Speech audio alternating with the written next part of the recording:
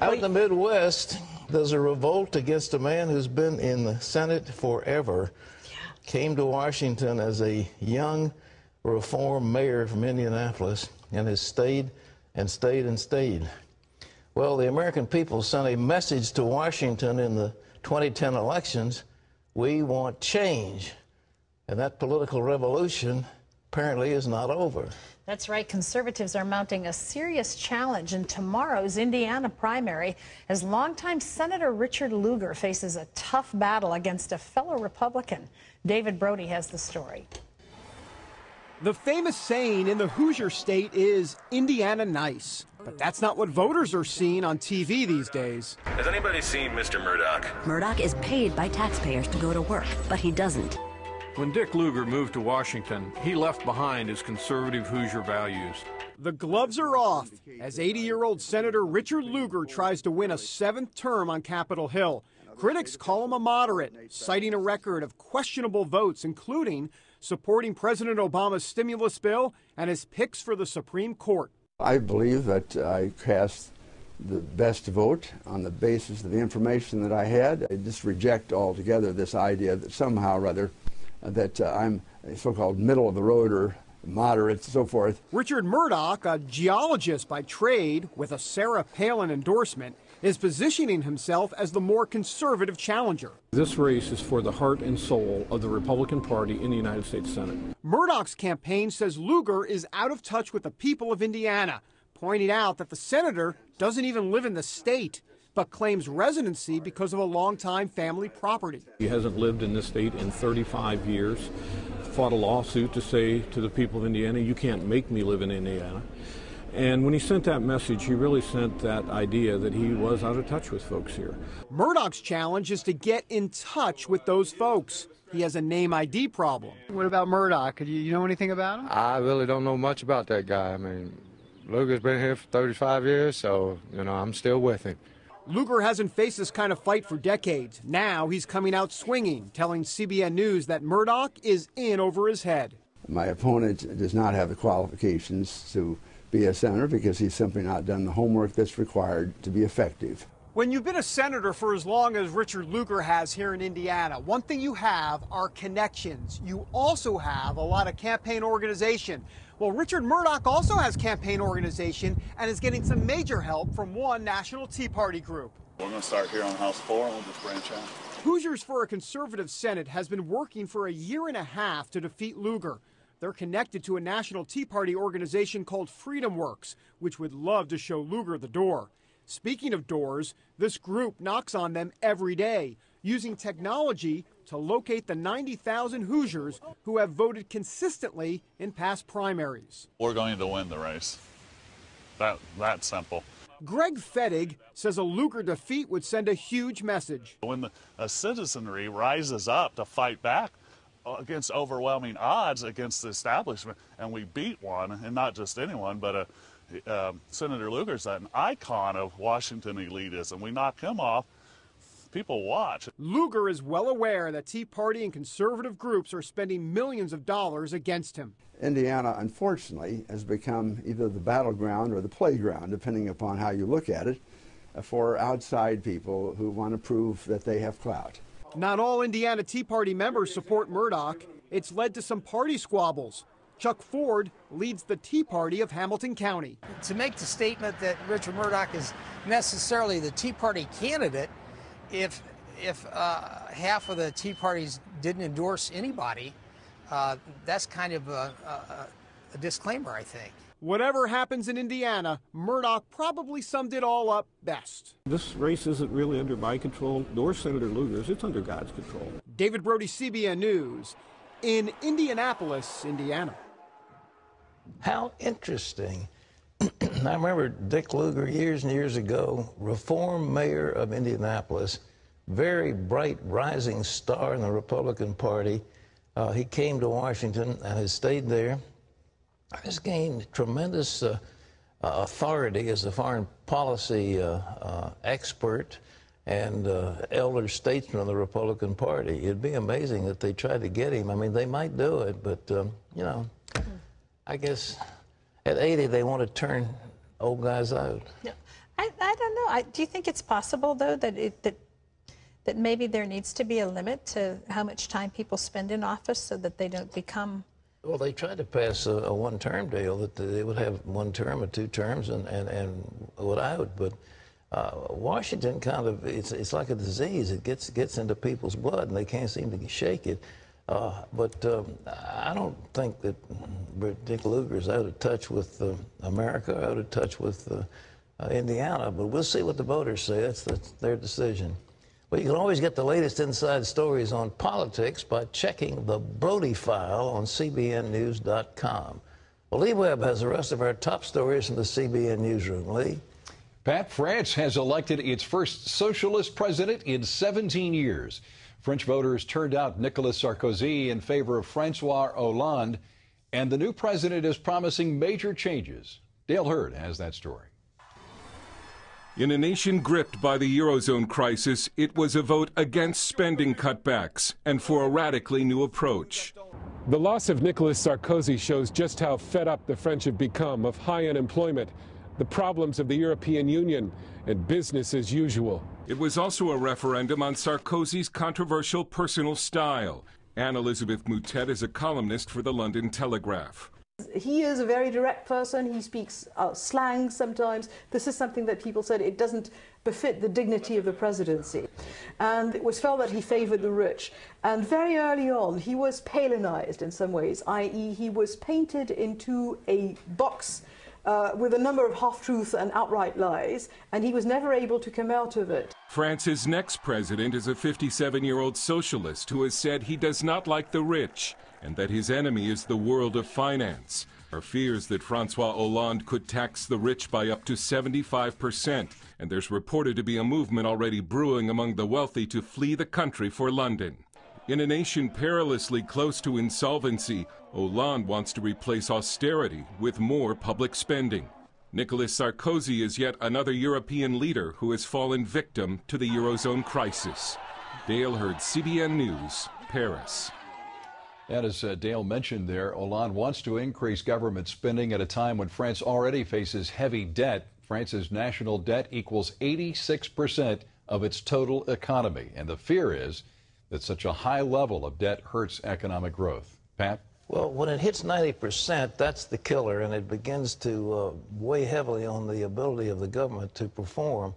The idea that you're going to hit the rich with a 75% tax, that's not cool. I was in France some years ago looking into some business opportunities, and I was astounded at the rules they have over there in terms of hiring. If you hire somebody, I don't want to, it's a little extreme, but you almost have them for life. You can't get rid of employees. It's very difficult to fire somebody. So as a result, they take on temps, but they won't take on permanent employees. And the unemployment rate is extraordinarily high, especially among young people. It's stratospheric. But, you know, the kids began to riot when they raised the retirement age from 60 to 62. I mean, come on. Somebody 18, 19, or 20 is concerned about retirement. They can't have 2 more years of working, and they go on strike, and they riot. That's the kind of mindset there is in France. It's the entitlement mentality.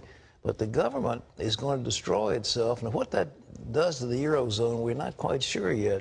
But it's going to break apart the bond between France and Germany, and it'll leave Germany isolated as about the only island of stability over there. Everybody else is in trouble. Spain is in trouble. Portugal is in trouble. Greece is obviously in trouble. Italy is in trouble. France is getting ready to go over the cliff. What's left?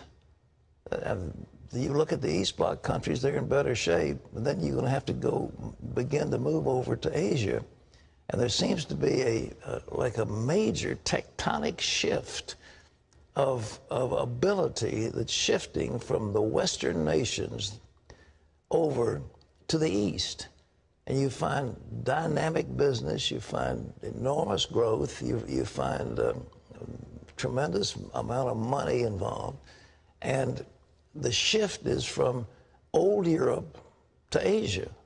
And the United States is sort of in the middle. So let's see what happens. But it's not good for any of us, what's happening over there. Lee? Well, Pat, the concern about that crisis in Europe is one reason oil prices are falling. It fell as low as $95 a barrel this morning before coming back to just under $98. But analysts expect prices to keep falling because of Europe and the weak world economy. That'll be good news at the gas pump. Gas prices had already been falling in the last few weeks. Surveillance cameras have become so advanced now they can actually read your text messages. The London Daily Mail reports new technology allows security cameras to zoom in on something as small as a person's cell phone screen. The cameras were used last year at the Rugby World Cup in New Zealand. In a crowd of thousands, security officials were able to read text messages of the fans. Some complain, though, that's a Big Brother invasion of privacy. Surveillance devices on streets, in stores, and elsewhere already record the average person about a dozen times a day. Pat? It's amazing that the book 1984, George Orwell's chilling fiction, 1984, looking into the future, it was set in Britain. And who would have believed that the Brits, which stood so strongly for freedom, the Magna Carta, the Constitution, the Bill of Rights, all these things, are now surrendering their liberties for a police state, a surveillance state that is more pervasive and probably has ever been in the world. So what do we say? Well, it's not good. It's not good. The fact that they've got cameras that can read what you're putting down on a cell phone, that just shows I will not use cell phones. I don't want to. I don't want anybody reading. Two tin cans and a string. If they try to read my handwriting, that'll confuse them all. Yeah, I'll second that. All right. Okay, Lee, back to you. Michelle Bachmann was the featured speaker Saturday at Regent University's commencement. The Republican representative from Minnesota received a standing ovation from the graduates. Here's a look at some of the highlights from the ceremony, which began with a greeting from University President Dr. Carlos Campo. We are here to celebrate the graduation of 1,226 Christian leaders who are destined to change the world, the Regent University class of 2012. This past weekend, family and friends gathered in the Regent University Library Plaza to witness the largest graduating class in school history. Regent University has 7 graduate schools and a school of undergraduate studies, with courses on campus and online. This year's commencement keynote speaker was the Honorable United States Representative from Minnesota, Michelle Bachmann, a Regent University alumnus. Your presence at Regent and your graduation are the literal fulfillment of generations of fervent prayer. So be grateful for what others have done for you. You hold in your future the ability to bless the world with the life-saving power of Jesus Christ. Don't miss the ticket to that train. That is joy for you throughout your life. You carry the awesome privilege and responsibility of faithfully living your lives all to the glory of God and the advancement of the gospel as generations of faithful believers did before you. God bless you all. Have a great life. Regent University founder and chancellor Dr. Pat Robertson addressed the graduates. I pray that the knowledge of God may grow day by day, week by week, month by month, and that you may understand fully the hope of His calling and the exceeding greatness of His power to those of us that believe. God bless all of you.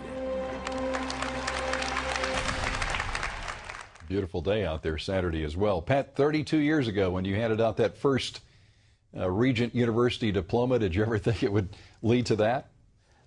It's beyond my expectations, Lee. It's really, you don't dream when you start out. We started with 7 professors and 77 students in a rented building, and to see that big crowd on Saturday and to think that in 1 year we graduated 1,200 people.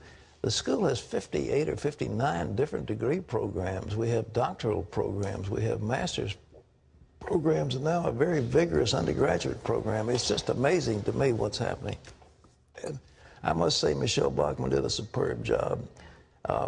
She graduated from the O.W. Coburn School of Law, and she said, Michael Little is trying to take away my Regent diploma, but she said, I have proudly a Regent diploma in my office that says she's a grad. They wouldn't want to leave her an orphan, so we adopted the people who graduated from that school and gave them degrees from Regents. So that's awesome. She is a Regent graduate. We have 2 congressmen, 1 governor, and 23 sitting judges right now as alumni.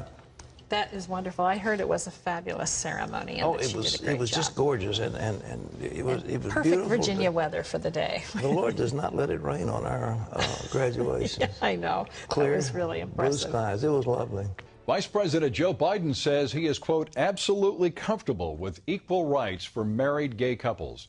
Biden is the Obama administration's highest-ranking Roman Catholic. He did not make a full endorsement of same-sex marriage, but he told NBC's Meet the Press that marriage is about being loyal to someone you love, whether that marriage is between a man and a woman, 2 men, or 2 women. President Obama has said that he opposes gay marriage, but that his views on the issue are, quote, evolving. CBN Thailand distributed mosquito nets to villagers along the Thai-Burma border. 300 nets treated with insecticide were donated to CBN during World Malaria Day. Volunteers distributed the nets on 2 separate medical missions. The villagers who receive the nets are tribal people who live in the mountains where mosquitoes are a life and death problem. This is the 2nd donation of mosquito nets CBN has received and distributed. You can find out more about what CBN is doing around the world by logging on to cbn.com/international.